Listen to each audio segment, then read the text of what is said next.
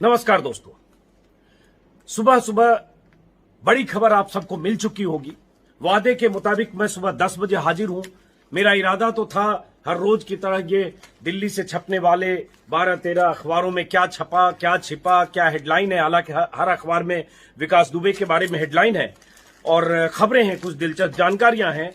वादे के मुताबिक मैं बताना तो ये चाहता था, लेकिन आपके साथ हमें भी खबर मिली कि विकास दुबे कुख्यात गैंगस्टर 8 पुलिस वालों का कातिल मारा गया। अब उसके मारे जाने के साथ ही वो सारे राज, वो सारी कहानियां, वो सारे रिश्ते, वो सारे कनेक्शन क्या विकास दुबे के साथ दफन हो गए। कहा यह जा रहा था कि विकास दुबे अगर राज उगलेगा, विकास दुबे अगर अपने कनेक्शन के बारे में नेताओं से, पुलिस वालों से और बीते 30 सालों में कैसे उसका आपराधिक सफर में किसने क्या मदद की, उसके पीछे पैसे वाले कौन थे, वर्दी वाले कौन थे, खादी वाले कौन थे, ये सारी जानकारियां विकास दुबे से पुलिस को मिल सकती थी। लेकिन अब विकास दुबे मारा गया। कैसे मारा गया, इसको लेकर भी कुछ सवाल है। सबसे अहम यह है कि क्या विकास दुबे ने पूछताछ में पुलिस को कुछ ऐसी बात बताई, अब तक एसटीएफ को कोई ऐसी जानकारी मिली, या उसके पहले ही मारा गया।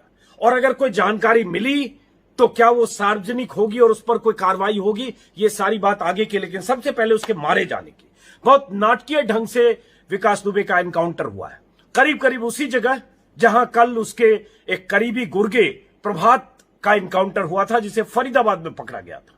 पुलिस उसे ले जा रही थी, यूपी पुलिस, फरीदाबाद पुलिस ने सौंपा था। और उसके बाद रास्ते में कहा गया पुलिस के मुताबिक कि गाड़ी का टायर पंक्चर हुआ और उसके बाद वो उतर के भागने की कोशिश करने लगा और उसमें एनकाउंटर हुआ। उसने भी गोली चलाई और एनकाउंटर में वो मारा गया, हथियार छीनकर भागने की कोशिश करने लगा। ये पुलिस की एक स्थायी थ्योरी है जो दशकों से इस देश में चलती है। लेकिन खैर, मारा गया, गैंगस्टर था, विकास दुबे का साथी था, पुलिस वालों का कातिल था, उससे किसी की कोई सहानुभूति नहीं। सवाल सिर्फ एनकाउंटर पे है कि जैसे उसका एनकाउंटर हुआ या विकास दुबे के बाकी 5 साथियों का एनकाउंटर बीते 5 दिनों में हुआ है, इसी का डर विकास दुबे को था। इसलिए वो भागता हुआ फरीदाबाद से उज्जैन पहुंचा। कैसे कैसे पहुंचा, ये कहानी मैं कल के वीडियो में भी बता चुका हूं। और कल उसको महाकाल मंदिर में मंदिर के गार्ड्स ने पकड़ा, या उसने खुद को पकड़ने जैसी स्थिति पैदा की। और उसके बाद रात को एसटीएफ गाड़ियों के काफिले के साथ लेकर एसटीएफ, यूपी एसटीएफ चली, कानपुर जा रही थी। रास्ते में अभी मैं देख रहा था आज तक पर, सबसे अगर मैं कहूं तो एक कायदे से जानकारी आज तक के संवाददाता हैं अरविंद ओझा, हमारे साथ भी अरविंद ने लंबे समय तक काम किया है। अरविंद ओझा जो बता रहे थे उसके हवाले से सस्पिशियस उसमें भी है कि वो अपनी टीम के साथ जा रहे थे, एसटीएफ के काफिले के साथ फॉलो करते हुए, जैसे कि रिपोर्टर ऐसे मामलों में करते हैं। कानपुर शहर में दाखिल होने से थोड़ा पहले एक गांव है, एक इलाका है, मैं देखता हूं, नाम भूल गया उसका, वहां पहुंचने से थोड़ा पहले कुछ किलोमीटर, 20-25 किलोमीटर पहले फासला बना दिया गया मीडिया की गाड़ियों से और एसटीएफ की गाड़ियों से। इनको दूर किया गया कि नजदीक न चले। ये लोग पीछे पीछे फॉलो कर रहे थे। और उसके बाद जो अरविंद ओझा ने बताया कि उसके बाद अचानक 5-10 मिनट का फासला था जिस गाड़ी में विकास दुबे को ले जाया जा रहा था। और जब वहां पहुंची इन लोगों की गाड़ी तो पता चला एक गाड़ी पलटी हुई है, वहां कुछ एसटीएफ के हथियारबंद जवान थे। पूछताछ में एक जवान ने बता दिया कि इसी में विकास दुबे भी था और गाड़ी पलटी, उसे भी गोली लगी है, भागने की कोशिश की, हॉस्पिटल में। अब जो कहानी आ रही है उसके बाद एसएसपी कानपुर ने कहा कि गाड़ी पलटने के बाद वो पिस्तौल छीनकर भाग रहा था, उसको सरेंडर करने को कहा गया। उसने पुलिस वालों पर फायरिंग की जिसमें 4 सिपाही घायल हो गए और उसके बाद जवाबी फायरिंग में विकास दुबे मारा गया, उसके सिर और कमर में गोली लगी, ये एसएसपी कानपुर के मुताबिक, और विकास दुबे मारा गया। अब जो विकास दुबे कल वहां मंदिर के गार्ड के सामने सरेंडर कहें या गिरफ्तारी हुई, जैसे भी आप जो भी तय कर लीजिए, लेकिन जो कुख्यात विकास दुबे वहां आसानी से गिरफ्तार हुआ, प्राइवेट सिक्योरिटी गार्ड जिनके पास लाठी डंडे भी नहीं थे उनसे गिरफ्तार हो गया, उनके सामने उसने अपना नाम भी कबूल कर लिया। जो तस्वीरें वीडियो आप देख रहे हैं कल से, उसमें आराम से 3 प्राइवेट सिक्योरिटी वाले हैं, एक होमगार्ड वाला चलता हुआ जा रहा है, किसी ने उसका हाथ भी नहीं पकड़ा है। और उसके बाद मीडिया के सामने अंदर और बाहर वो बोलता रहा है, मैं विकास दुबे कानपुर वाला, क्योंकि इसी का उसको अंदेशा था। वो विकास दुबे एसटीएफ के साथ जा रहा है और उसके बाद गाड़ी पलटती है, रिवॉल्वर छीनकर भागने की कोशिश करता है और उसके बाद जब उसको आत्मसमर्पण के लिए कहा जाता है तो फायरिंग करता है और वो मारा जाता है। उसको भी पता होगा कि यहां भागेगा या फायरिंग करेगा या पुलिस वाले का हथियार छीनेगा, और गाड़ियों का काफिला है, दर्जनों पुलिस वाले हैं हथियारबंद AK-47 वाले, तो बच नहीं सकता। तो जो बचने के लिए 1500-1600 किलोमीटर का सफर तय करता रहा, 5 दिन तक लुका छिपी का खेल करता रहा, फरीदाबाद से छिपकर उज्जैन भागा 750 किलोमीटर, मंदिर में नाटकीय ढंग से गिरफ्तारी जिसकी हुई, वो क्या हथियार छीनकर भागने की कोशिश कर रहा था? ये एक सवाल है। हो सकता है ऐसे गैंगस्टर करते हैं, मैं सिर्फ सवाल खड़े कर रहा हूं क्योंकि ये सवाल कुछ लोग पूछ रहे हैं। किसी की विकास दुबे से सहानुभूति नहीं है। जो इतना कुख्यात और दुर्दांत कातिल हो, अगर वो छीनने की हथियार कोशिश किया, भागने की कोशिश किया, उसका वही अंजाम होना चाहिए। लेकिन सवाल सिर्फ इतना है कि क्या पुलिस की जो थ्योरी है, क्या वही थ्योरी सच है? ये आने वाले समय में इसके बारे में पता चलेगा। अलग अलग जगह अलग अलग जानकारियां हैं। मैं जी न्यूज देख रहा था, जी न्यूज में ये खबर बता रहे थे कि रिपोर्टर को मैं देख रहा था, इससे आपको पता चलेगा कि कितने तरह की कहानियां हैं। जी न्यूज में एक रिपोर्टर को मैं सुन रहा था, उन्होंने कहा कि चलती गाड़ी में ही उसने पिस्तौल छीनने की कोशिश की और उसके बाद उसी में गाड़ी पलट गई और उसके बाद फिर भागने की कोशिश की। एसएसपी ने कहा गाड़ी पलट गई, तब उसने पिस्तौल छीनकर भागने की कोशिश की। पलटी हुई गाड़ी में घायल वो भी रहा होगा अगर गाड़ी पलटी इस तरह से डिवाइडर से टकरा कर। तो इसकी क्या थ्योरी है आगे आएगी, योगी आदित्यनाथ शायद प्रेस कॉन्फ्रेंस में अपनी बात कहेंगे। लेकिन इसके साथ कुछ सवाल दफन हो गए, कुछ राज दफन हो गए। असली बात वो है, कुख्यात था, मारा जाना था, यह अंदेशा था।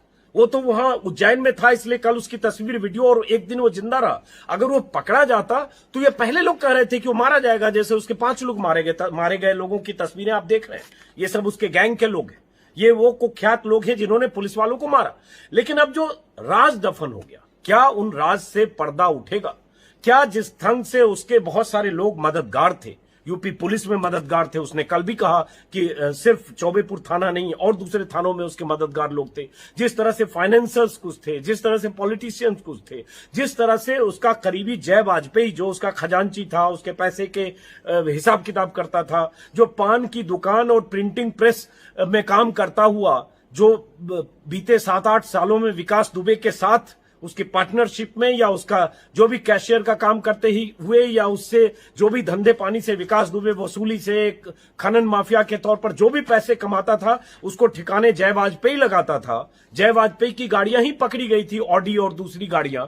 जय वाजपेयी से एसएसपी रहे अनंत देव तिवारी की कई तस्वीरें सार्वजनिक हुई थी। वो तस्वीरें अलग अलग मौकों की थी, वर्दी में भी, सिविल ड्रेस में भी, सार्वजनिक जगहों पर भी तस्वीरें आप देख पा रहे होंगे। तो जय वाजपेयी और अनंत देव तिवारी का रिश्ता, जय वाजपेयी विकास दुबे का रिश्ता, विकास दुबे और विनय तिवारी जो एसओ हैं उनका रिश्ता, विकास दुबे और उस थाना का एक और दारोगा जिसको गिरफ्तार किया गया उसका रिश्ता, जिसने फोन करके बताया था कि डीएसपी तुमको मारने आ रहा है, इस बार आर पार कर लो।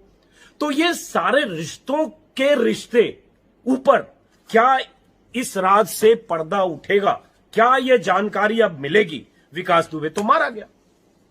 वो जिस ढंग से कल उसने कहा मैं कानपुर वाला विकास दुबे, और पीछे से पुलिस वाले ने एक थप्पड़ भी मारा, कहीं ऐसा तो नहीं कि वो बोलने के लिए बेताब था फंसने के बाद?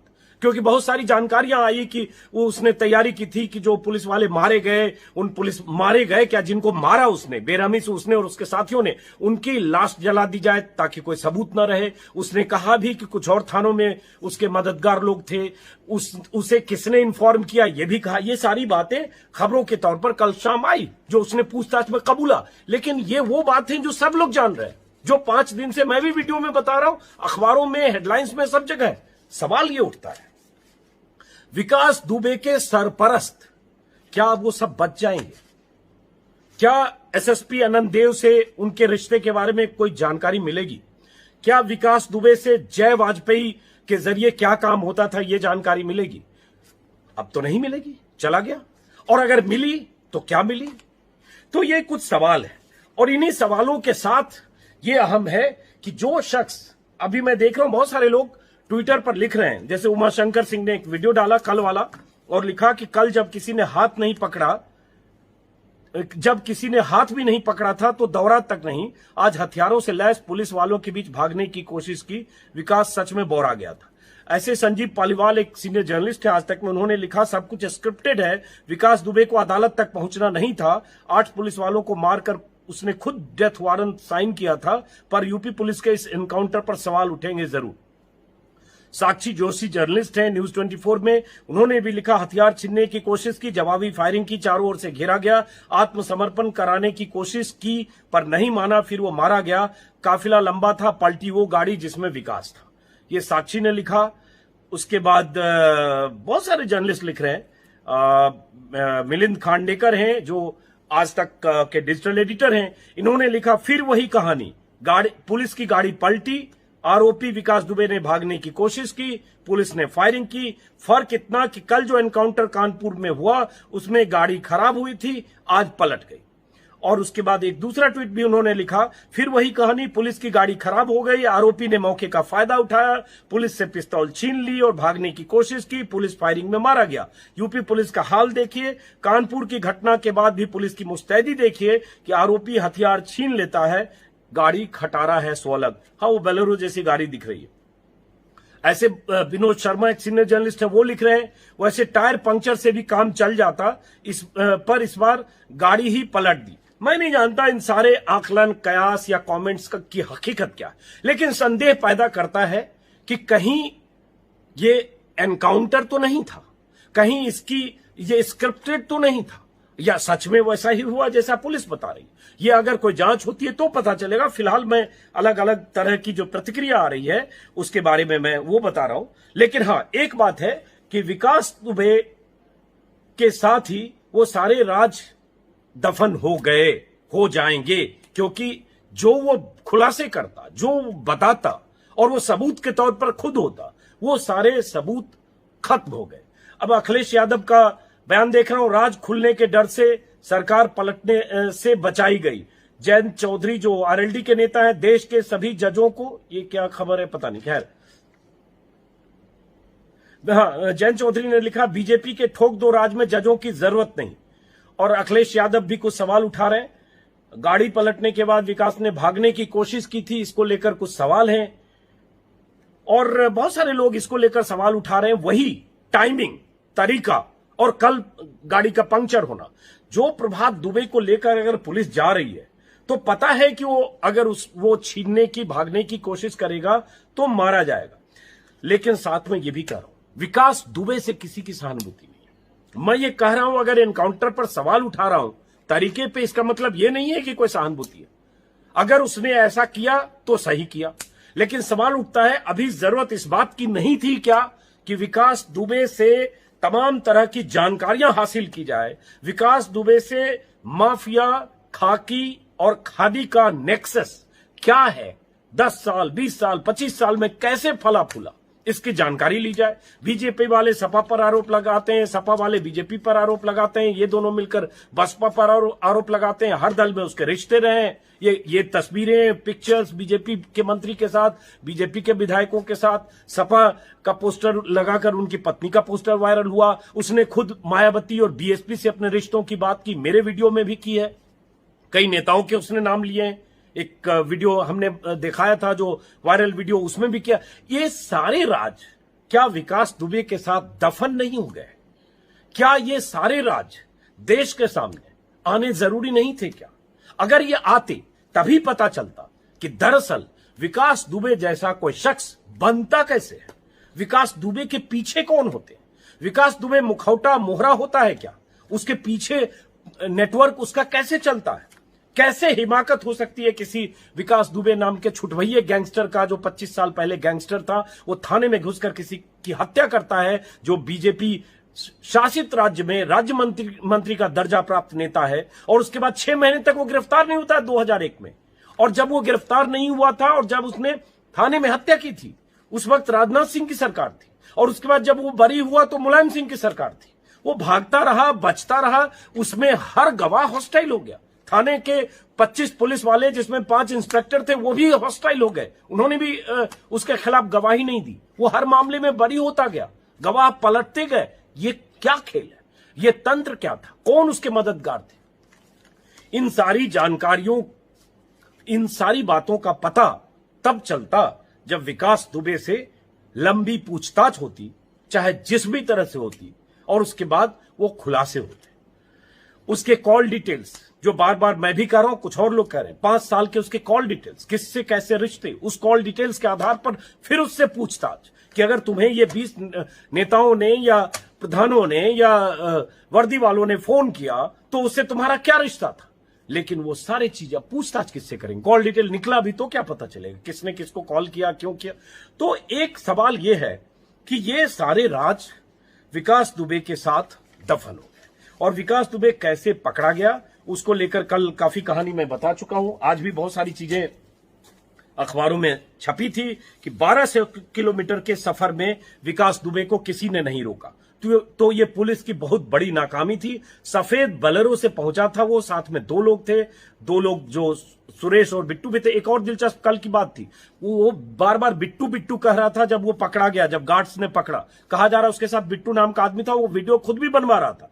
विकास दुबे वहां अपनी गिरफ्तारी, जो मंदिर के गार्ड्स ने उसको पकड़ा, गार्ड्स बार बार बोल रहा हूं, भले शिवराज सिंह चौहान ने शाबाशी एमपी के जांबाज पुलिस वालों को दे दी, पकड़ा गार्ड्स ने, और कैसे पकड़ा वो बहुत नाटकीय है। वहां बिट्टू को खोज रहा था। तो ये बिट्टू कौन था, वो बिट्टू कहां है, वहां उज्जैन गया तो किन लोगों के साथ गया, ऐसी बहुत सारी कहानियां हैं। यही हेडलाइन भास्कर की आज थी, जो मैं अखबार में आपको दिखा था, जिसे 4 राज्यों की पुलिस नहीं पकड़ पाई, उसे महाकाल के गार्ड ने पकड़ा। और उसके बाद इन सवालों के अभी तक कोई जवाब नहीं मिले। इसमें भास्कर ने कुछ सवाल पूछे हैं, वही सवाल जो अब ये सवाल का जवाब कौन देगा, किसको देगा। अलर्ट के बावजूद आरोपी उज्जैन कैसे पहुंचा, गिरफ्तारी हुई, आत्मसमर्पण का ड्रामा था, गिरफ्तारी के लिए मीडिया को क्यों बुलाया, देखकर कतई नहीं लगा कि वो यहां फंस गया है। मध्य प्रदेश के गृह मंत्री की भूमिका पर भी सवाल उठे। विपक्ष के नेताओं ने कहा कि नरोत्तम मिश्रा यूपी चुनाव में कानपुर के प्रभारी थे और अभी उज्जैन के प्रभारी हैं। विकास की गिरफ्तारी से एक दिन पहले महाकाल थाना प्रभारी का तबादला संयोग है या षड्यंत्र, ये भी भास्कर में। ऐसी बहुत सारी जानकारियां थी। हालांकि अब मारा ही गया, कहानी ही बदल गई। इसी में है एमपी ही क्यों चुना उसने सरेंडर के लिए। उसका आपराधिक नेटवर्क कानपुर और यूपी एमपी सीमा से बुंदेलखंड तक फैला है। हत्या के एक मामले में एमपी में फरारी काटी थी, इसलिए उसमें एमपी गया। और कुछ पॉलिटिकल कनेक्शन की बात है। मध्य प्रदेश के मंत्री का नाम इस प्रकरण में क्यों आ रहा है। यूपी में सरेंडर की संभावना न देख दूसरे राज्यों का रुख किया। एमपी में थे विकास के सियासी कनेक्शन। पुलिस के दबाव के बीच संरक्षकों से उज्जैन पहुंचने का इशारा। वो कौन लोग थे जो उसको उज्जैन ले गए। ऐसी बहुत सारी खबरें और जानकारियां आज भी छपी हैं। ऐसी बेफिक्री के हथियार नहीं था उसके पास कल जिस बेफिक्र होकर गया। और उसके बाद इसी में है नाटकीय गिरफ्तारी थी। माना जा रहा है कि साथियों के एनकाउंटर से विकास को अपनी जान का डर सता रहा था, इसलिए वो सार्वजनिक जगह पर अपनी गिरफ्तारी चाहता था। और अगर उसको एनकाउंटर का डर था और वो सार्वजनिक जगह पर गिरफ्तारी उसने ऐसे प्लान की या गया या देखा गया, जैसे भी, क्योंकि वो उस तस्वीर से साफ है कि वो वहां अकेला किस ढंग से तस्वीर खींची जा रही है। कल के वीडियो में मैं बता चुका हूं। वो आदमी फिर पिस्तौल छीन के भागने की कोशिश कर रहा था, जब उसको पता था कि एसटीएफ वाले मार देंगे, क्योंकि उसके बाकी 4-5 साथी मारे जा चुके हैं। बट फिर भी उसने ऐसा जोखिम मोल लिया, तो थोड़ी हैरत की बात है। विकास को मिला सफेद कारोबारियों का साथ। अब यही मैं बात बता रहा हूं कि जिन लोगों का साथ अब तक विकास को मिलता रहा है, राजनीतिक, अमर उजाला ने छापा है, राजनीतिक संरक्षण के साथ कारोबारियों का भी साथ मिला। शहर से लेकर दिल्ली, फरीदाबाद और एमपी में उनको इन्हीं लोगों ने संरक्षण दिया। शराब के इसमें कुछ कारोबारी हैं। उज्जैन के शराब कारोबारी ने दी थी शरण। तो ये सत्ताधारी दल के कई नेता भी रडार पर। पुलिस सूत्रों के मुताबिक वारदात को अंजाम देने के बाद विकास कई सत्ताधारी नेताओं के संपर्क में रहा है। पूछताछ में भी उसने ये जानकारी दी। तो क्या ये पता चलेगा कि वो सत्ताधारी नेता कौन थे। एनकाउंटर के खौफ से कैसे सहमा दहशतगर्द, जिसकी जानकारी मैं कल बता चुका हूं। उसके बाद उसने कैसे प्लान किया था डेड बॉडी को जलाने का। 75 जिलों की पुलिस और एसटीएफ को मात देकर वहां पहुंचा। तो ये सारी चीजें कल भी हम लोग बात कर चुके हैं। 5 एनकाउंटर पर भारी पड़ा भारी पड़ा विकास का सरेंडर, माफ करें, 40 राउंड फायरिंग के बाद ढेर हुआ बउआ, जो उसका दोस्त था, या उसके गैंग का आदमी था। तो ये सब जानकारियां हैं। फिलहाल इस वीडियो का मकसद से आपको साथ में ये भी बता दूं कि रोज 10 बजे सुबह अखबारों में छपी खबरों में क्या छपा क्या छिपा, खास खबरें, और ऐसे मैं 12, 13, 15 अखबार लेकर बैठता हूं और इन अखबारों का सारा लब बोलू। आप सुबह अगर मेरे साथ आधे घंटे 20 मिनट बिताएं तो आपको पता चलेगा, हर रोज सुबह 10 बजे, और उसके बाद हिंदी अंग्रेजी सारे अखबारों में इससे बहुत दिलचस्प और खास जानकारियां भी आपको मिल सकती है। तो हमारी मुलाकात होती रहेगी। फिलहाल विकास दुबे की कहानी पर नजर रखेंगे कि उसके एनकाउंटर में कुछ और कहानी है क्या, क्योंकि तरह तरह की कहानियां हैं। सिर्फ एक बात अहम है कि मीडिया को फासले पर क्यों रखा, और अगर मीडिया को फासले पर रखा 20 किलोमीटर दूर, तो अचानक 20 किलोमीटर दूर जो घटना हुई वो किसी ने देखा क्यों नहीं। हालांकि एक चश्मदीद का एक बयान भी सुन रहा था, कहीं वो कह रहा था मैंने गोली की आवाज सुनी, गाड़ी पलटने को तो नहीं देखा, गोली की आवाज सुनी और पुलिस वाले ने वहां से हटा दिया।